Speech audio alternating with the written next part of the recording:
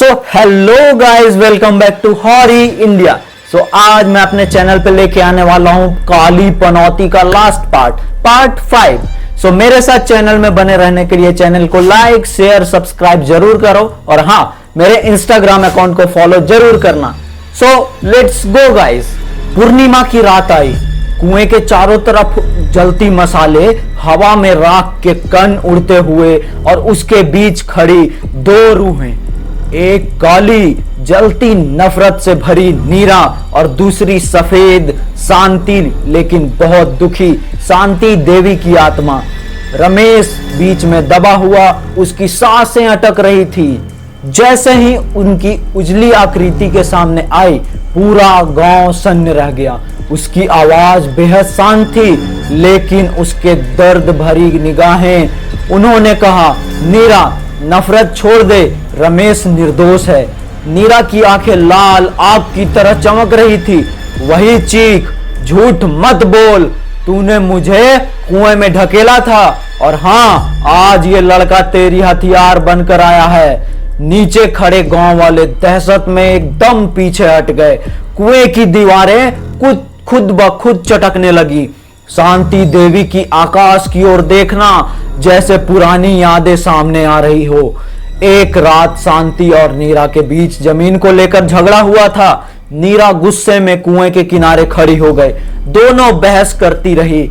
फिर अचानक नीरा का पैर फिसला और वो नीचे गिर गई।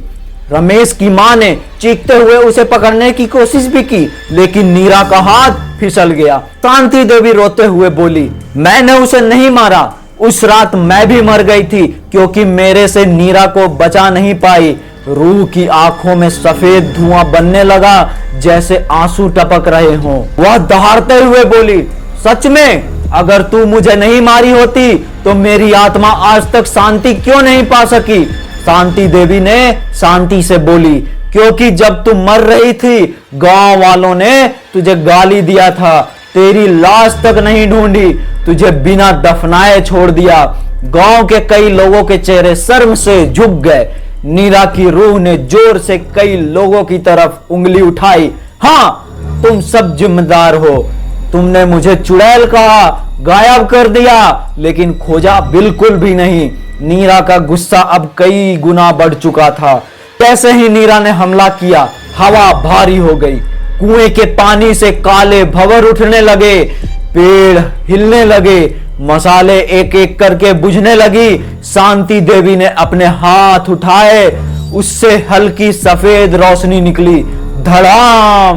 दोनों रूहें आपस में लड़ गए और एक दूसरे से टकरा गई। चिंगारियां निकली जैसे बिजली दो दिशाओं में टकरा रहे हो। भटियाना का आधा गांव जमीन पर पड़ा था। औरतें बच्चों को छिपा रही थी। अचानक नीरा की रूह फिर रमेश की ओर झपटी। वह चिल्लाई, तू ही सबका वारिस है, तेरे खून में ही जमीन का लालच है, तू बचने के लायक नहीं। रमेश घुटनों पर गिर गया और उसी पल शांति देवी ने अपने पूरे ऊर्जा से रमेश को ढक लिया।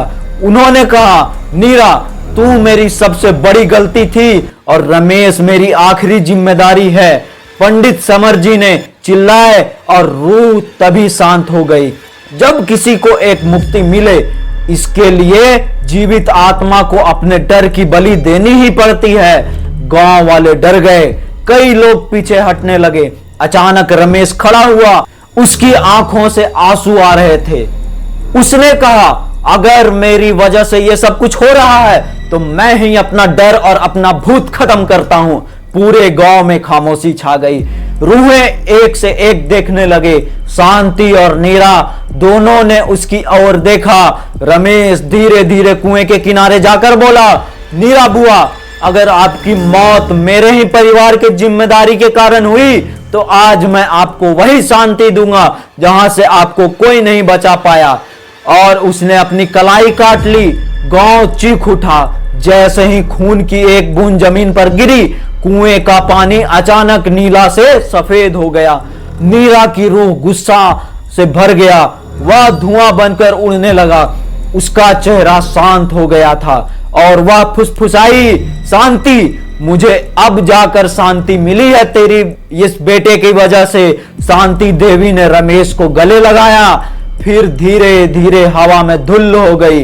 दोनों रूहें ऊपर उठी और सफेद रोशनी में बदलकर आकाश में विलीन हो गई।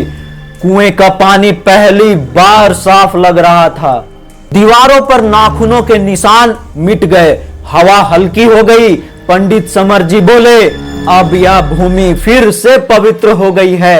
रमेश को बचा लिया गया। उसकी कलाई पर घाव भर गए, मानो किसी रूह ने उसे खुद ब खुद ठीक कर दिया हो। गांव वालों ने पहली बार सच का सामना किया था। उन्होंने कुएं के पास एक छोटी सी समाधि बनाई और नीरा और शांति देवी दोनों की। उसके बाद भटियाना में कभी कोई रूह नहीं दिखी, लेकिन आज भी पूर्णिमा की रात वहां हल्की सी चांदनी में दो परछाइयों का मिलन होता है। वहां माना जाता है एक बड़ी और एक छोटी, जैसे मानो माँ और बेटा और नीरा जैसे तीनों ने आखिरकार अपनी कहानी खत्म कर दी हो।